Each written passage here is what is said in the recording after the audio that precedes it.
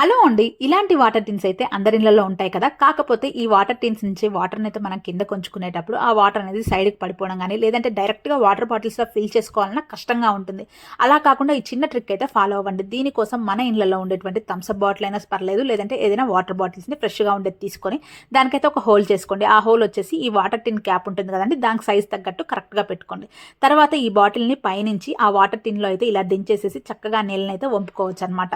So ఇలా బౌల్స్లో వంపుకోవచ్చు, లేదంటే direct water బాటిల్స్లో కూడా ఈజీగా మనం వంచుకోవచ్చు అనమాట. ఎక్కడ సైడ్కి పట్టం కానీ ఎలాంటిది ఉండదు అనమాట. మనకు డైరెక్ట్గా ఇలా వంచాలంటే చాలా ఇబ్బందిగా ఉంటుంది కదా. ఇది సపోర్ట్ ఉండడం వల్ల చాలా ఈజీగా అయితే వాటర్ అయితే మంచిగా నింపుకోవచ్చు అనమాట. ఈ ట్రిక్ మీకు నచ్చిందా? అయితే మన ఛానల్ని సబ్స్క్రైబ్ చేసుకోండి. ప్రతి ఒక్క వీడియోకి లైక్ చేయడం, షేర్ చేయడం మర్చిపోకండి. మీరేం చేస్తారో కూడా కామెంట్ చేయండి.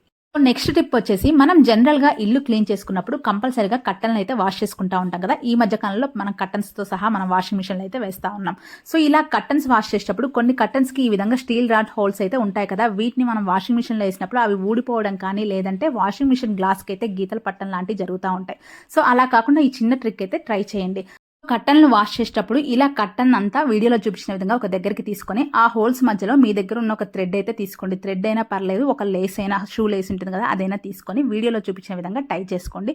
అండ్ ఉచ్చుముడి కాకుండా మనకి ఈజీగా విప్పే ముడిలాగా అయితే వేసుకోండి. ఎందుకంటే మనకు వాషింగ్ మిషన్లో ఒకసారి వేసినప్పుడు ఆ దారం కూడా టైట్ అయిపోతుంది అనమాట. మళ్ళీ విప్పుకోవడానికి ఇబ్బందిగా ఉంటుంది. కాబట్టి వీడియోలో చూపించిన విధంగా మీరు ముడి వేసేసుకొని దీనిపైనుంచి అయితే ఇంకొక సాక్స్ కూడా వేసుకోవచ్చు అనమాట. ఏంటంటే సాక్స్ వేసుకోవడం వల్ల మనకి వాషింగ్ మిషన్లో తిరుగుతున్నంతసేపు ఆ స్టీల్ రాడ్ ఉంటుంది కదా, దానికి వాషింగ్ మిషన్ తగిలినప్పుడు సౌండ్ వస్తుంది. అలా సౌండ్ రాకుండా కూడా ఉంటుంది అనమాట.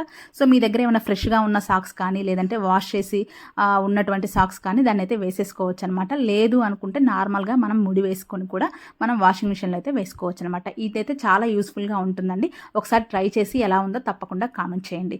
సో ఈ వీడియో కనుక మీకు నచ్చినట్లయితే మన ఛానల్ని సబ్స్క్రైబ్ చేసుకోండి. అండ్ ప్రతి ఒక్క వీడియోకి లైక్ చేయడం, షేర్ చేయడం మర్చిపోకండి. సో ఎలా ఉందో కూడా మీరు ఒకసారి ట్రై చేసిన తర్వాత కామెంట్ చేయండి. సో నెక్స్ట్ టిప్ వచ్చేసి పిండిని గ్రైండర్లో వేయడం. మనలో చాలా మందికి మార్నింగ్ లేవగానే బ్రేక్ఫాస్ట్ అయితే కంపల్సరీ చేయాలి కదా. మరి ఈ బ్రేక్ఫాస్ట్ చేయాలంటే ముందు రోజు ఆడవాళ్ళు అయితే ఖచ్చితంగా కష్టపడాల్సిందే. ఎందుకు కష్టపడాలంటున్నారా అంటే, మనకి ఇంట్లో పిండి వేయాలి అంటే అది ఖచ్చితంగా గ్రైండర్ లో వేయాలి. ఆ గ్రైండర్ లో వేసిన పిండి ఎత్తాలి, తర్వాత దాన్ని క్లీన్ చేయాలి. పెద్ద తదంగంతో కూడిన పని. సో అది మనకి ఎంత పెద్ద ప్రాసెస్ అయినా సరే మన ఆడవాళ్ళు అయితే కష్టపడతానే ఉంటారు. సో అలాంటివి చిన్న చిన్న ట్రిక్స్ కనుక ఫాలో అయ్యి మనం క్లీన్ చేసేసుకుంటే సింపుల్ గా పిండిని గ్రైండర్ లో ఎత్తేటప్పుడు చేతులతో కాకుండా ఒక గుంట గంట తీసుకుని వీడియోలో చూపించిన విధంగా బయటకైతే తీసేయండి. చాలా సింపుల్ గా వస్తుంది. చుట్టుపక్కల ఎక్కడా పడకుండా నీట్ గా వస్తుంది అనమాట. నెక్స్ట్ దీన్ని క్లీన్ చేసేటప్పుడు మొత్తం పిండి అంతా ఎత్తిన తర్వాత దాంట్లో అయితే పెద్ద లోటాల నీళ్ళైతే 2 పోసేసి సో ఈ విధంగా గ్రైండర్ అయితే తిప్పేసేయండి. నీట్ గా రోల్ తో సహా అది నీట్ గా క్లీన్ అయిపోతుంది అనమాట. ఎక్కడ కూడా పిండి అయితే ఉండదు. చాలా ఈజీగా ఉంటుంది. సో మీకు ఇది కనుక నచ్చితే మన ఛానల్ ని సబ్స్క్రైబ్